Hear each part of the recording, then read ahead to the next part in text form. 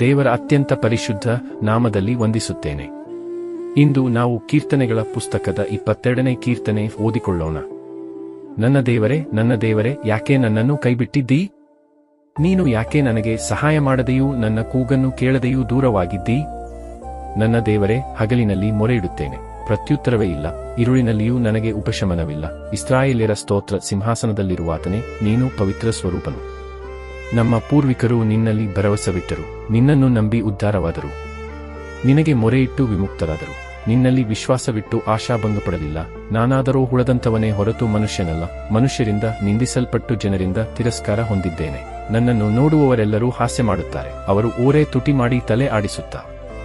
ಯೆಹೋವನು ತನ್ನನ್ನು ರಕ್ಷಿಸುವನೆಂದು ಆತನಲ್ಲಿ ಭರವಸವಿಟ್ಟಿದ್ದಾನಲ್ಲ, ಆತನು ಇವನನ್ನು ಮೆಚ್ಚಿದ್ದಾದರೆ ರಕ್ಷಿಸಲಿ ಎಂದು ಹೇಳುತ್ತಾರೆ. ತಾಯಿಯ ಗರ್ಭದೊಳಗಿಂದ ನನ್ನನ್ನು ಬರಮಾಡಿದವನು ನೀನೇ ಅಲ್ಲವೇ? ತಾಯಿಯ ಎದೆಯಲ್ಲಿ ನನ್ನನ್ನು ನಿಶ್ಚಿಂತೆಯಿಂದ ಇರಿಸಿದವನು ನೀನೇ ಅಲ್ಲವೇ? ಹುಟ್ಟಿದಂದಿನಿಂದ ನೀನೇ ನನಗೆ ಆಧಾರ, ತಾಯಿ ಹೆತ್ತಂದಿನಿಂದ ನನ್ನ ದೇವರು ನೀನೇ. ನನಗೀಗ ಕಷ್ಟವೂ ಪ್ರಾಪ್ತವಾಗಿದೆ, ಸಹಾಯಕರು ಯಾರೂ ಇಲ್ಲ, ದೂರವಾಗಿರಬೇಡ. ಬಹಳ ಗೂಳಿಗಳು ನನ್ನನ್ನು ಸುತ್ತಿಕೊಂಡಿವೆ, ಬಾಷಾನಿನ ಬಲವುಳ್ಳ ಹೋರಿಗಳು ನನ್ನನ್ನು ಮುತ್ತಿಕೊಂಡಿವೆ. ಅವರು ಗರ್ಜಿಸುವ ಉಗ್ರಸಿಂಹಗಳಂತೆ ನನ್ನನ್ನು ನುಂಗುವುದಕ್ಕೆ ಬಾಯಿ ತೆರೆದಿದ್ದಾರೆ. ನಾನು ಹೊಯ್ಯಲ್ಪಟ್ಟ ನೀರಿನಂತಿದ್ದೇನೆ, ನನ್ನ ಎಲುಬುಗಳೆಲ್ಲ ಸಡಲಿ ಹೋಗಿವೆ. ನನ್ನ ಗುಂಡಿಗೆ ಮೇಣದಂತೆ ನನ್ನಲ್ಲಿ ಕರಗಿ ಹೋಗಿದೆ. ನನ್ನ ಶಕ್ತಿಯು ಬೋಕಿಯ ಹಾಗೆ ಒಣಗಿ ಹೋಗಿದೆ. ನನ್ನ ನಾಲಿಗೆಯು ಅಂಗುಳಕ್ಕೆ ಹತ್ತಿ ಹೋಗಿದೆ. ನೀನು ನನ್ನನ್ನು ಮಣ್ಣಿಗೆ ಸೇರಿಸುತ್ತೀ. ನಾಯಿಗಳು ನನ್ನನ್ನು ಸುತ್ತಿಕೊಂಡಿವೆ, ದುಷ್ಟರ ಗುಂಪು ನನ್ನನ್ನು ಆವರಿಸಿಕೊಂಡಿದೆ. ನನ್ನ ಕೈಕಾಲುಗಳನ್ನು ತಿವಿದಿದ್ದಾರೆ. ನನ್ನ ಎಲುಬುಗಳನ್ನೆಲ್ಲ ಎಣಿಸುವುದಕ್ಕಾಗುವುದು, ಅವರು ನನ್ನನ್ನು ನೋಡಿ ನೋಡಿ ಹಿಗ್ಗುತ್ತಾರೆ. ನನ್ನ ಮೇಲ್ಹೊದಿಕೆಯನ್ನು ತಮ್ಮಲ್ಲಿ ಪಾಲು ಮಾಡಿಕೊಳ್ಳುತ್ತಾರೆ, ನನ್ನ ಅಂಗಿಗೋಸ್ಕರ ಚೀಟು ಹಾಕುತ್ತಾರೆ. ಯೆಹೋವನೇ, ನನ್ನ ರಕ್ಷಕನೇ, ನೀನಾದರೂ ದೂರವಾಗಿರಬೇಡ, ಬೇಗ ಬಂದು ಸಹಾಯ ಮಾಡು. ಕತ್ತಿಗೆ ಸಿಕ್ಕದಂತೆ ನನ್ನನ್ನು ತಪ್ಪಿಸು, ನನ್ನ ಪ್ರಿಯ ಪ್ರಾಣವು ನಾಯಿಯ ವಶವಾಗದಂತೆ ಕಾಪಾಡು. ಸಿಂಹಗಳ ಬಾಯಿಂದಲೂ ಕಾಡುಕೋಣಗಳ ಕೊಂಬುಗಳಿಂದಲೂ ನನ್ನನ್ನು ತಪ್ಪಿಸು. ನನಗೆ ಸದುತ್ತರವನ್ನು ಕೊಟ್ಟಿದ್ದೀಯಲ್ಲ. ನಿನ್ನ ನಾಮ ಮಹಿಮೆಯನ್ನು ನನ್ನ ಸಹೋದರರಿಗೆ ತಿಳಿಸುವೆನು, ಸಭಾಮಧ್ಯದಲ್ಲಿ ನಿನ್ನನ್ನು ಸ್ತುತಿಸುವೆನು. ಯೆಹೋವನ ಭಕ್ತರೇ, ಆತನನ್ನು ಸ್ತುತಿಸಿರಿ. ಯಾಕೋಬ ವಂಶದವರೇ, ನೀವೆಲ್ಲರೂ ಆತನನ್ನು ಕೊಂಡಾಡಿರಿ.